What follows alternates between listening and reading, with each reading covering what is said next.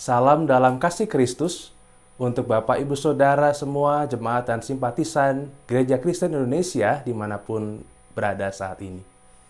Kembali lagi di dalam Sapaan Gembala GKI bersama saya Pendeta Edo dari GKI Guntur, Bandung.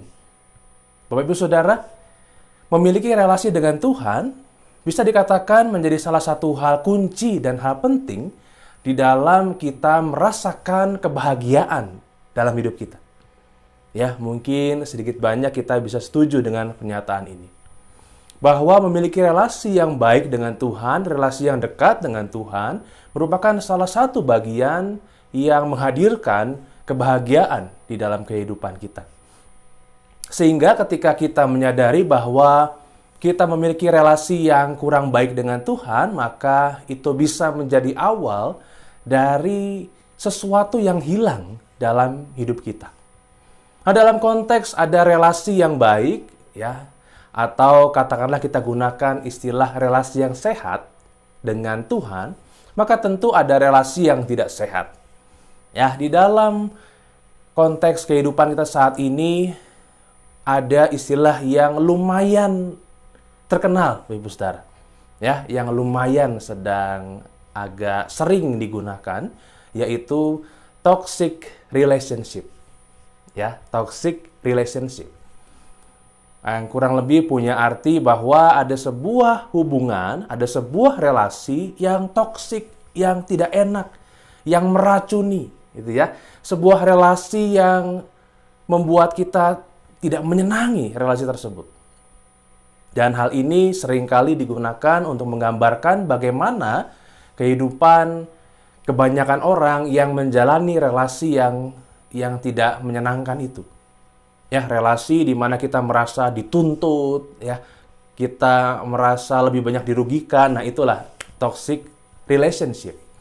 Nah, kita akan sama-sama pada akhirnya merenungkan dan juga mendapati apa atau bagaimana bentuk relasi kita dengan Tuhan.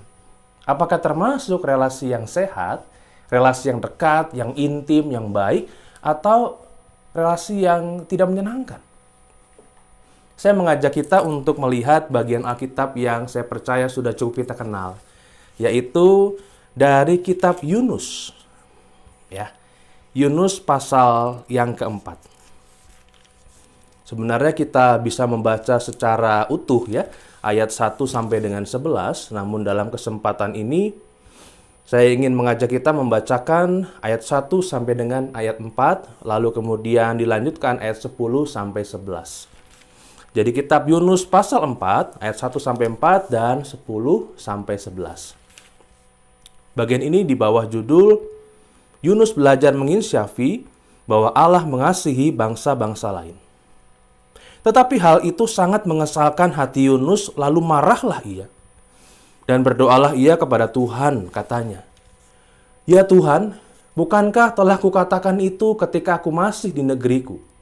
Itulah sebabnya maka aku dahulu melarikan diri ke Tarsis. Sebab aku tahu bahwa Engkaulah Allah yang pengasih dan penyayang, yang panjang sabar dan berlimpah kasih setia, serta yang menyesal karena malapetaka yang hendak didatangkannya. Jadi sekarang, ya Tuhan, cabutlah kiranya nyawaku, karena lebih baik aku mati daripada hidup. Tetapi firman Tuhan, layakkah engkau marah?" Ayat 10 dan 11. Lalu Allah berfirman, "Engkau sayang kepada pohon jarak itu, yang untuknya sedikit pun engkau tidak berjerih payah, dan yang tidak engkau tumbuhkan, yang tumbuh dalam satu malam dan binasa dalam satu malam pula. Bagaimana tidak aku akan sayang kepada Niniwe, kota yang besar itu yang berpenduduk lebih dari 120.000 orang, yang semuanya tak tahu membedakan tangan kanan dari tangan kiri dengan ternaknya yang banyak." Ya, Ibu Saudara, kita sudah familiar dengan bagian ini. Kita mengingat bahwa Yunus ketika awal-awal dia diminta untuk menyatakan kehendak Tuhan, menyatakan atau menyerukan pertobatan kepada bangsa Niniwe, Yunus ini sudah mangkir. Dalam konteks sebuah relasi antara manusia dengan Tuhan, maka dalam hal ini Tuhanlah yang mengalami bagaimana menjalin sebuah relasi yang toksik tadi, yang tidak menyenangkan dengan seorang hambanya. Ya, kita tahu bahwa sebagai hamba Tuhan, mestinya kita kapanpun diminta berangkat. Ya, Tuhan menyatakan ini, siap Tuhan. Ya, seperti istilah yang kita sering gunakan ya. Kalau WhatsApp-an gitu, ini siap ya. Ini siap gitu ya. Harusnya sebagai hamba Tuhan kita tuh siap-siap aja. Kemanapun Tuhan mengutus kita harus berangkat.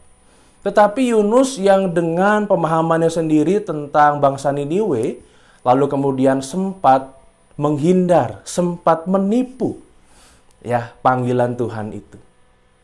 Walaupun pada akhirnya nggak bisa, ya Tuhan mencari dia, Tuhan tetap menugaskan dia. Dia sadar, dia datang ke Niniwe, serukan pertobatan, dan dia menjadi marah karena Tuhan tidak jadi menghukum bangsa Niniwe itu.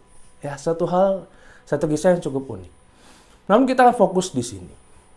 Kita senang dengan yang namanya relasi yang membangun, relasi yang baik, yang mendukung, relasi yang tidak menuntut, relasi yang saling mengerti, saling memberi, saling menerima, saling melengkapi. Dan itu adalah relasi yang sudah Tuhan duluan lakukan pada kita, Ibu Saudara. Tuhan sudah contohkan pada kita. Walaupun boleh dikatakan secara jujur bahwa relasi yang Tuhan berikan pada kita, yang Tuhan jalinkan kepada kita, berbagai macam hal yang Tuhan berikan kepada kita lebih banyak satu pihak saja. Ya, karena kita kadang-kadang nggak ngerasa, kita kadang-kadang nggak bersyukur, seperti itu. Nah, ini kita nih sekarang nih, yang jadi pelaku dari toxic relationship ini kepada Tuhan. Kita seringkali mengabaikan panggilan Tuhan, kita seringkali tidak terlalu merasakan kehadirannya, kita seringkali menuntut dan menuntut. Ya, apakah kita mau berlama-lama dalam bentuk relasi seperti itu, Bapak Ibu Saudara? Ya, mari kita sama-sama belajar dari Yunus. Bagaimana Tuhan mengajar dia.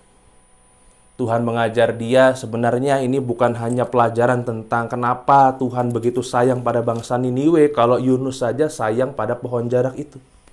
Tapi ini secara tidak langsung juga mau berbicara kepada Yunus. Gimana aku nggak sayang kepada kamu Yunus, yang sudah melarikan diri, yang sudah marah-marah, ya, yang sudah bersungut-sungut sebagai hambaku. Kurang lebih sebenarnya Tuhan Allah juga mau bilang begitu. Bahwa Yunus pun sebagai hambanya begitu dikasihinya. Kalau Tuhan mau waktu Yunus masuk ke dalam perut ikan, ya biar saja sudah. Matilah dalam perut ikan itu. Atau setidaknya nggak usah keluar-keluar selama beberapa tahun gitu ya. Tapi kan tidak. Tuhan Allah tidak memutus begitu saja kesempatan buat Yunus, tetapi tetap memberinya waktu untuk melayaninya. Ya, itu juga menjadi bagian yang Tuhan Allah sedang sampaikan kepada kita, Ibu Saudara. Tuhan Allah begitu sayang pada kita. Ya, walaupun kita seringkali menunjukkan bahwa kitalah pelaku dari toxic relationship tadi, seperti yang saya katakan. Tapi Tuhan tidak pernah bosan untuk memberikan kesempatan lagi, untuk mengasihi, mengampuni, ya, memperbaiki diri kita, membarui diri kita. Walaupun Tuhan yang seringkali menjadi korban dari ketidakmengertian kita, ya, dan dari ketidakjelasan sikap kita. Mari kita tunjukkan, Bapak Ibu Saudara, bagaimana kita berusaha untuk menjadi pihak yang menghargai relasi yang begitu baik dari Tuhan yang sudah Tuhan berikan pada kita. Sehingga pada akhirnya kita menjalin relasi yang baik dengan Tuhan, relasi yang sehat dengan Tuhan karena kita menghargai apa yang sudah dilakukannya sejauh ini bagi kita. Mari kita berdoa. Bapa di surga, kami bersyukur untuk penyertaan-Mu sepanjang kehidupan kami, untuk berbagai macam hal yang sudah kami lalui, khususnya juga masa pandemi, yang dapat dikatakan kami bisa menyesuaikan diri. Sampai pada masanya situasi mulai kondusif, walaupun pada saat ini kami harus mulai waspada kembali, karena pandemi belum benar-benar berakhir. Ya Tuhan, biarlah kami tetap dapat fokus untuk menjalin relasi yang baik, relasi yang sehat dengan Tuhan. Kami tidak mau menjadi pihak yang menuntut saja, pihak yang tidak tahu berterima kasih pada Tuhan, pihak yang seolah-olah tidak pernah mengalami berbagai macam hal baik yang Tuhan nyatakan pada kami. Biarlah kami sungguh-sungguh menjadi anak-anak Tuhan, menjadi hamba-hamba Tuhan yang siap untuk melayani Tuhan, untuk menyambut relasi ini dengan sikap yang sebaik-baiknya. Terima kasih Tuhan, kami percaya Engkau senantiasa memampukan, menyertai dan memelihara kami. Dalam Kristus kami berdoa. Amin. Tuhan Yesus memberkati.